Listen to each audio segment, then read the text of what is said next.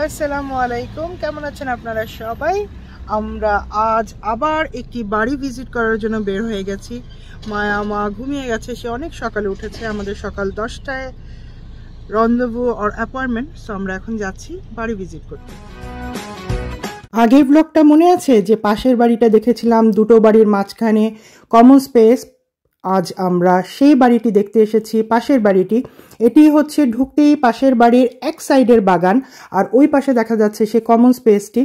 পুরো বাগান জুড়ে অনেক গাছ উঠে আছে, অযত্নে বেড়ে উঠেছে। দেখাচ্ছিল এখানে ফল গাছ আছে, পমেগ্রেনেট, ডালিম গাছ, দুই পাশে দুইটা ডালিম গাছ আছে। আর ওই পাশের কমন স্পেসটা দেখাচ্ছিল, যা কিনা আমরা অলরেডি দেখে ফেলেছি। ওই কমন স্পেসটা দেখেই কিন্তু আমার হাজব্যান্ড এত অ্যাট্রাক্ট হয়েছে বাড়িটা দেখার জন্য। আমার হাজব্যান্ডের তো খুব জায়গা সহ বাড়ি খুব পছন্দ। সে গ্রামে বড় হয়েছে এবং সে তার শেষ জীবনটা গ্রামেই কাটাতে চায়, সেজন্যই তার গ্রামীণ পরিবেশের বাড়ি খুব ভালো লাগে। বাই দ্য ওয়ে, আমরা এখন যাচ্ছি এই বাড়িটার আরেক পাশের বাগানে। বাড়িটা একটু লম্বাটে টাইপ, বাট বাড়িটা বেশ বড় আছে। 600 মিটার স্কোয়ারের উপর বাড়ি, বাট এটা হচ্ছে গ্যারেজ। 600 মিটার স্কোয়ারের উপর বাড়ি হলেও দেখতে কিন্তু আরও বড় লাগে, কারণ আমার হাজব্যান্ড বলছিল মাত্র 600 মিটার স্কোয়ারের উপরে বাড়ি, বাট এত বড় কিভাবে। সো এই দিকটাতে আসলাম। এদিকে হচ্ছে এইদিকের বাগান। এদিকের বাগান তো একদম জঙ্গল হয়ে আছে, কারণ খুবই অযত্নে পড়ে আছে। বাড়িটা নাকি 2 বছর বন্ধ আছে, ভাড়াটিয়া ছিল। এ বাড়িটা কেন আমরা দেখতে এসেছি তা বলছি। এপাশ দিয়েও জঙ্গল, বলছিল যে এপাশের সব গাছ কেটে ফেলে এদিক দিয়ে ওই দিকের বাগানে যাওয়া যায়। সো এই বাড়িটা বন্ধ আছে, কারণ বাড়িটা 2 ইউনিটের বাড়ি, যেরকম আমরা চাচ্ছি। ভাড়াটিয়া দেওয়া ছিল, বাড়িওয়ালা মেনটেন করতে পারছে না, তাই। সো আমরা এই বাগানগুলো দেখছি, অনেক গাছ, এরকম গাছ খুব সুন্দর লাগে। পাখির বাসা, পানির কল, সব কিছুই দেওয়া আছে। আমার হাজব্যান্ডের অনেক ভালো লাগছিল। দুই পাশে মুরগি পালার নাকি এরকম পেট রাখার জায়গা আছে, খরগোশ পালার, এগুলোও বলছিল। এগুলো শুনে তার কাছে খুব ভালো লাগছিল। সো সে কিন্তু খুব পছন্দ করে ফেলেছে অলরেডি বাড়ি। না জানি কি হয়, আমার কপালে কি আছে। যাই হোক, এখন যাচ্ছি। এখন বাড়ির ভিতর দেখে বুঝবো আমার যা যা দরকার। 4টা বেডরুম, এনাফ ক্লোজেট আছে কিনা, কিংবা এনাফ স্টোরেজ স্পেস আছে কিনা। এই মহিলাটা বাড়িওয়ালার ফ্রেন্ড, এজেন্সি না। সো এটা পার্সোনাল বায়ার কাছ থেকে আমরা নিব, পার্সোনাল সেলারের কাছ থেকে নিব। মহিলাটা আমাদের সাথে দুষ্টামি করছে। মাত্র একটা বাচ্চা নিয়ে এত বড় বাড়ি দেখতে এসেছো, জোকস অ্যাপার্ট। এখানে লম্বাটে ক্যাবিনেট দেওয়া আছে, ওয়াল আলমারি দেওয়া আছে, যা দেখে আমি খুব খুশি হয়ে গেছি, কারণ স্টোরেজ স্পেস হচ্ছে আমার জন্য সবচেয়ে বড়। যে বাড়িতে এনাফ স্টোরেজ থাকতে হবে। এটা হচ্ছে নিচের লিভিং রুম, আর ওদিকে আছে বারান্দা টাইপের বা পাতিও টাইপের। এদিকে আরেকটা স্টোরেজ দেখা যাচ্ছে, অন্ধকার। আমরা আসলে বাড়িটা নেওয়ার আগে দিয়ে খুব একটা ডিটারমাইন্ড ছিলাম না। সো আমরা বলছি যে ওদিক খোলা লাগবে না, আমরা জানি ওদিকে কি আছে। এদিকেও জানালা আছে দেখাচ্ছে, বাট আমরা যেহেতু বাড়িটা নিব এরকম চিন্তা করে আসিনি, সো এতটা মহিলাটাকে বদার করছিলাম না। এদিকে আছে নিচের তালার একটা বেডরুম। আপনারা খেয়াল করেছেন কিনা জানি না, আমরা ম্যাক্সিমাম বাড়ি 2 ইউনিটের দেখেছি, এটাও 2 ইউনিট জেনেই এসেছি। কারণ ওই যে মাথায় চিন্তা আছে, সামনে ছেলে বড় হয়ে যাচ্ছে, তার বিয়ে দিয়ে তাকে যেন একটা ফ্ল্যাট আমরা ছেড়ে দিতে পারি।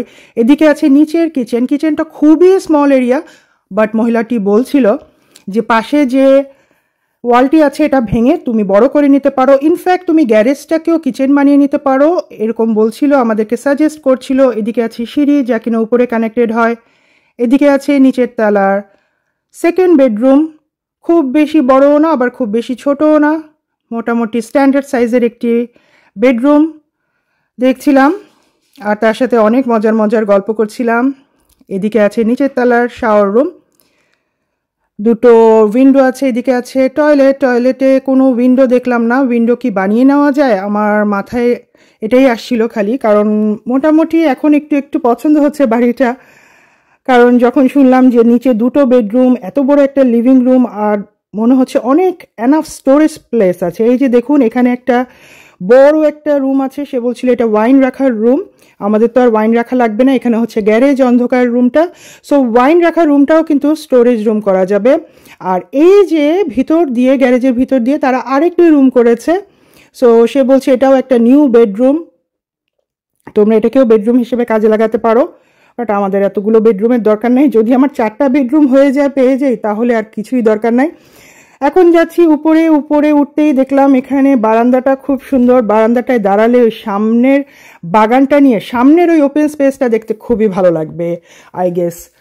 মহিলাটি বলছিল যে সে লোক এনে দেখিয়েছে পুরো বাড়ি কাজ করাতে, মানে এনাফ কাজ আছে, 100,000-এর মতো যাবে। এটা তোমরা মাথায় রেখো বাড়িটা কেনার সময়। যেহেতু ফ্রেন্ড মানুষ বাড়িওয়ালার, সো সে নিজে থেকে অনেক ইনফরমেশন দিচ্ছিল, খুবই হেল্পফুল ছিল। আমরা এদিকটা দেখছিলাম, নিচে এই দিকটায় সানরুম আছে, খুবই ভাঙাচোরা বাড়ি, মানে নিলে অনেক কাজ আছে। গাছ কাটতেই না জানি কত টাকা লাগবে কে জানে। এটা হচ্ছে উপরের লিভিং রুম। সে বলছিল এখানে ওয়াল দিয়ে তুমি এটাকেও বেডরুম করতে পারো, বাট কি দরকার, এটা হচ্ছে dining space which is really great. So আমার কাছে তো বেশ ভালোই লাগছিল। আর এদিকে আছে একটি কিচেন, উপরের কিচেন, আর উপরের কিচেনটা একদম এমটি কিচেন হওয়ার সুবিধাও আছে অসুবিধাও আছে। দেখাচ্ছিল ওদিকে প্যান্ট্রি রুম আছে উইচ ইজ রিয়েলি গ্রেট। আমার কিন্তু প্যান্ট্রি রুমের খুব শখ। এদিকে একটা আলাদা ক্যাবিনেটও আছে। সো যেটা বলছিলাম, এমটি কিচেন হলে কিন্তু খরচ আছে বিশাল, কারণ একটা কিচেন বানাতে কিন্তু অনেক খরচের ব্যাপার। বাট সুবিধা হচ্ছে আপনি আপনার পছন্দের সব কিছু নিয়ে নিতে পারেন। কিচেন তো প্রতিটা মেয়েরই একটা শখের জায়গা, তাই না? সো দেখছিলাম এদিকে সে বলছিল এটা হচ্ছে স্লিপিং এরিয়া, মানে হচ্ছে বেডরুম এরিয়া, এটা ডে এরিয়া, ওটা নাইট এরিয়া, এরকম বলছিল। এদিকে একটা স্টোরেজ প্লেস আছে।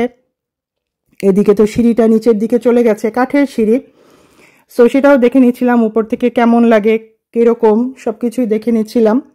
উপরতলার টয়লেট এটা। এখানেও এগেন উইন্ডো নাই, যেটা কিনা আমার জন্য বিঘ্ন। উইন্ডো কি করে নেওয়া যায় আমি ঠিক জানি না। উপরতলার শাওয়ার রুমটা বেশ ভালো লাগলো ঢুকে, কারণ উপরতলার শাওয়ার রুমে কালারিংটা খুব সুন্দর। বাড়ির কালারিং সুন্দর হলে না বাড়ি অলরেডি পছন্দ হয়ে যায়। এদিকে আছে ডাবল বেডরুম আর মাস্টার বেডরুম, উপরে 3টা বেডরুম। আর উনি যেহেতু বলছিল ওই রুমটাকেও তোমরা বেডরুম করে নিতে পারো, 4টা বেডরুম করে নিতে পারো, নো নিড। এদিকে ওয়াল ক্যাবিনেট আলমিরা করাই আছে, পুরনো ধাঁচে, নিজের মতো করে নিতে হবে। আবার এদিকে আছে বেসিন, নো নিড, বেসিন উঠিয়ে ফেলতে হবে যদি বাড়ি আমরা নেই। ওখানেও আলাদা করে ক্যাবিনেট দেওয়া যাবে বা আলমারি দেওয়া যাবে। এগেন আমরা তো এই বাড়িটা দেখার জন্য শুধু এসেছি কৌতূহলবশত, নেওয়ার জন্য আগে থেকে মাইন্ডসেট করে আসিনি। বাট এটা দেখে আমাদের কাছে পছন্দ হয়ে যাচ্ছে। এমনই হয় আসলে, যে বাড়ি পছন্দ করে যাই সে বাড়ি পছন্দ হয় না, আর যে বাড়ি পছন্দ করে আসি না সেটা দেখা যায় পছন্দ হয়ে গেছে। এটা আরেকটা বেডরুম। বেডরুমের সাথে একটা জানালা, মানে জানালার মতন দরজা আছে যা কিনা বারান্দার ভাইব দেয়, বাইরের পিছনের গার্ডেনটা দেখা যায়। বাট বাসার ফ্লোরগুলো একদম পুরনো। ইনফ্যাক্ট এই যে আরেকটা বেডরুম, 3 নম্বর বেডরুমটার তো দেখছি হিটারও নেই, এবং এই বেডরুমেরও ফ্লোর একদম যাতা অবস্থা। ফ্লোরে তো কাজ আছে, এবং অনেক বাড়ি আছে শুধু রং করে নিলেই হয়ে যায়, বাট এই বাড়িতে আসলেই অনেক অনেক কাজ আছে। সেটাই আমি আর উনি বলা বলি করছিলাম। উনি নিজেই খুব ফ্র্যাঙ্কলি বলছিল যে বাড়ি নিলে কিন্তু অনেক কাজ আছে, সেভাবেই বুঝে শুনে তোমরা দাম বলো। বাড়ি তো আমার ওনার খুবই পছন্দ হয়েছে। এপাশ ওপাশ চারিদিক দিয়ে সে দেখছে। আমার খুব একটা আহামরি পছন্দ হয়নি, বাট খুব অপছন্দও হয়নি, কারণ আমার ক্রাইটেরিয়া অনুযায়ী সব কিছুই আছে বাড়িতে, শুধু ফুল রিনোভেশন লাগবে।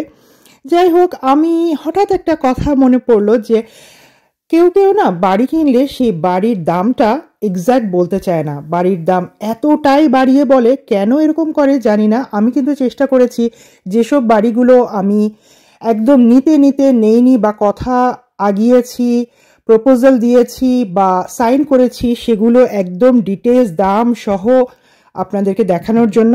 ওকে, ফাইনাল।